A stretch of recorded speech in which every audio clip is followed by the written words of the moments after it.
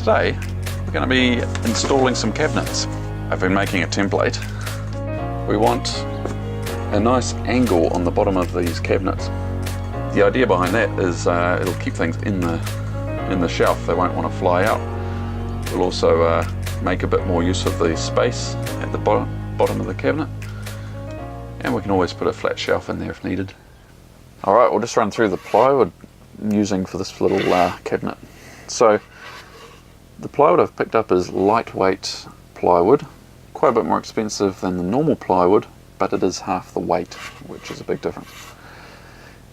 This stuff is available in white or a nice wood grain texture, and I opted to go for white with the wood grain for the bed bases, which I slightly regret. Would have been better. Don't think they actually look that good together. Probably would have been better to just go for white for everything. This is available in a 9 ply or a 13 ply, which is how many layers it's got. I opted for the more layers because it looks nicer, and I'm going to be exposing these edges. It's nice and easy to work with, and because it's lightweight, once you've cut it up a bit, it's really easy to handle.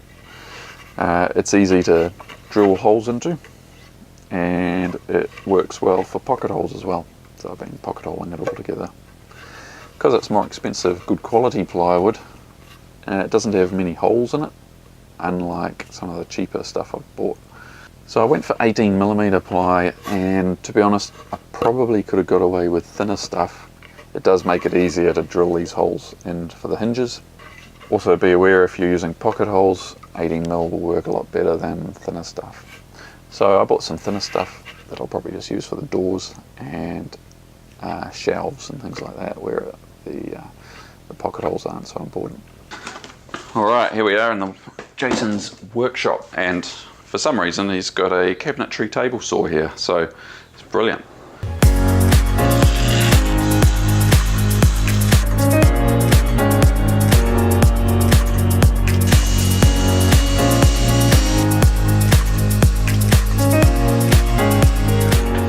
Alright, things have gone well. So we've ended up with 5 of these pieces of cabinet.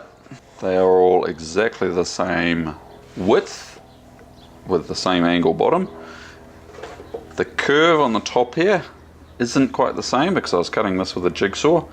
So what we're going to do is clamp all these together and use a sander to sand them nice and flush with each other so they'll all be identical.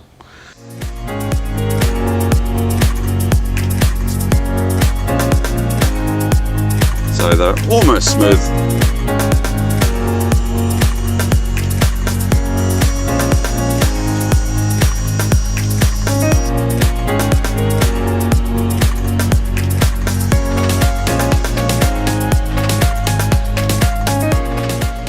The time has come. We've got a big pile of cut up sheets. The goal today is to get these all screwed together. I mean, what are the chances of it going wrong? I've already done it wrong once.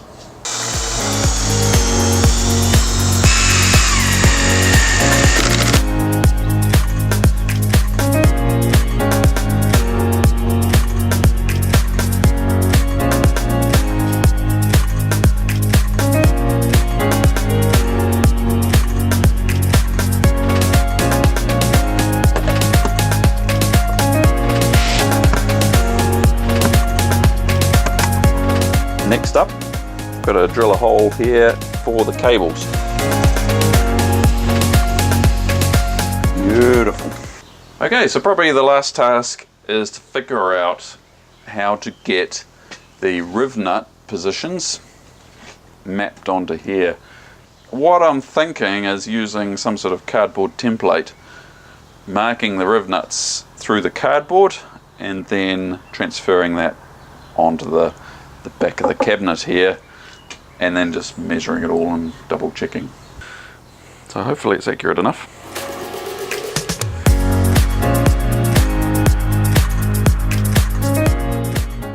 Today we are doing some electrical work. I'm currently in Taupo, New Zealand, and parked in the car park of a Mitre 10 Mega, which is like a hardware store. And I've just picked up some hinges and a little latch. Now the goal for today is to install this board here in this cupboard, and this will become our breaker board, which will open and close inside the cupboard.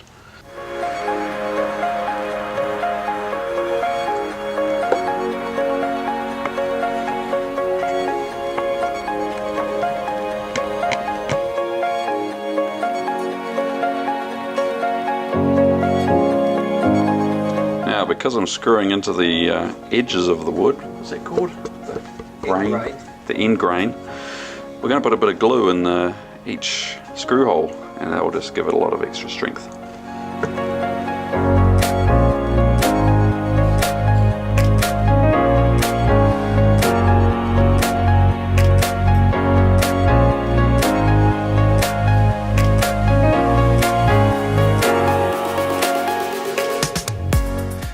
Alright, here's John. Look what we've done. We've finished the door at least. Now have a little latch, you can open it up, access all your electronics in behind, which is going to be very useful because I need to wire it all up next. We've mounted the Orion 24 12-volt converter, and then you can close the latch here and it will secure that panel nicely. Alright, there's part one of the upper cabinet, and quite time consuming to make, so I've split this up into two videos. We'll show you a couple of the problems we had with the first half, and that was mounting this thing onto the wall.